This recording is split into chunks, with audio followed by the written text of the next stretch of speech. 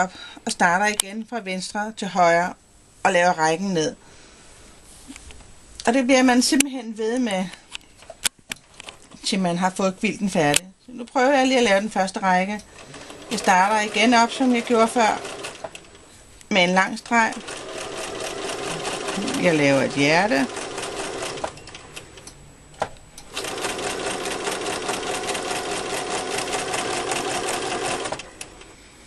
Nu kunne jeg godt have haft lidt mere fart på den her. Der blev stenen en lille smule lange, så man skal også have et jævnt tryk på fodpedalen.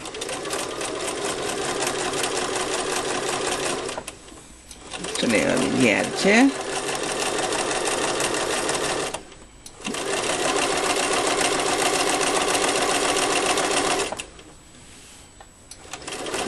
Og går ned med den.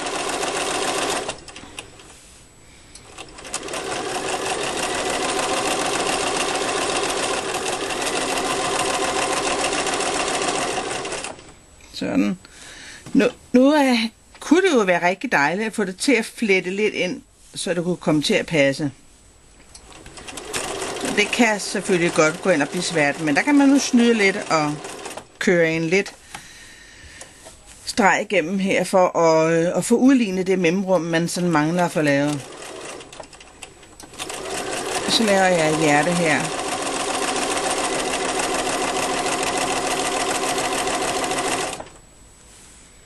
Så bliver det lige pludselig rigtig, rigtig flot.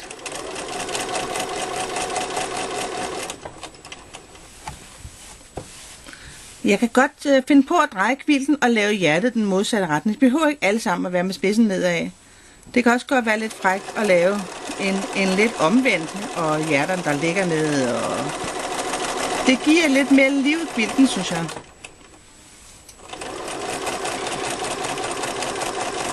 Og det er jo netop derfor, at man simpelthen kan doodle på den måde og lave hjerter op og ned, og så der bliver plads til det.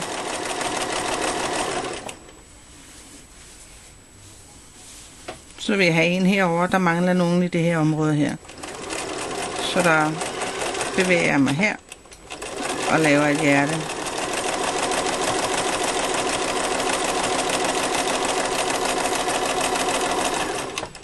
Sådan. Tror jeg vil køre den her vej igennem.